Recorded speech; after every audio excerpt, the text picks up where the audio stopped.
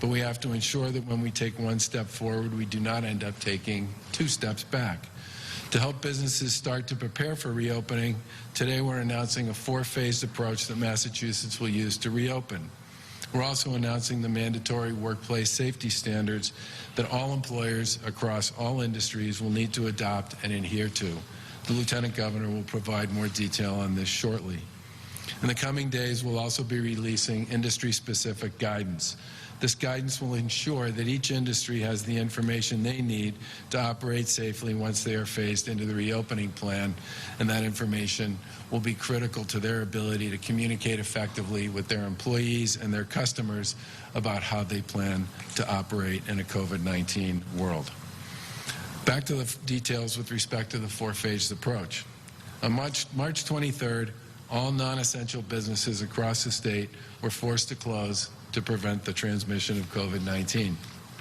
We know this hasn't been easy, and that many businesses, large and small, across our communities have suffered as a result.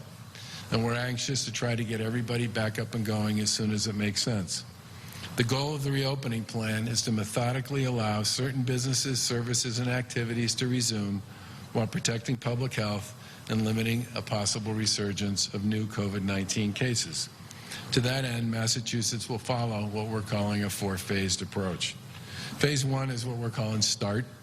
Here we're looking at industries that are more naturally set up to have little face-to-face interactions and workplaces that are better able to manage face-to-face customer interactions with certain conditions. Phase 2 is called Cautious. We plan to have more industries with more face-to-face interactions resume operations, again with conditions. Phase 3 is going to be called Vigilant, where we can allow for loosening of some of the restrictions from some of the earlier phases if, in fact, the public health data continues to conform to the terms that we're all pursuing as we look at that going forward. And all 3 phases will depend, as I said, on the prevalence of the virus and especially on the conditions in our hospitals. And phase 4 would be what we would just call the new normal. We all know life will be different, but as the medical and life science communities make progress in developing treatments or vaccines, we can really begin to put this virus into the rearview mirror. But none of that is going to happen overnight.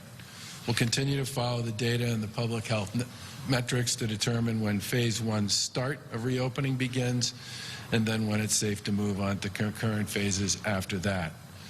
The goal is to begin this process around May 18th, but it will be gradual, and the facts on the ground will obviously determine whether we actually hit that goal. But keep in mind, this is a disease we're still learning about across the globe. We've been one of the hardest hit states with almost 5,000 deaths and nearly 78,000 confirmed cases. That means we have to be flexible and honest about the fact that the timing and the details of these phases could change depending upon the track the virus takes as we go forward. If public health metrics indicate that a particular sector or industry is unexpectedly susceptible to spread, then that specific industry's reopening may be delayed to a later date.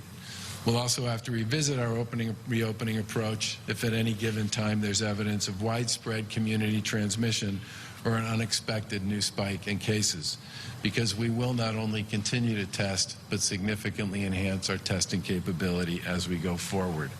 Obviously, we hope that none of these setbacks occur. But as we've seen around the globe, there are no guarantees when it comes to dealing with COVID.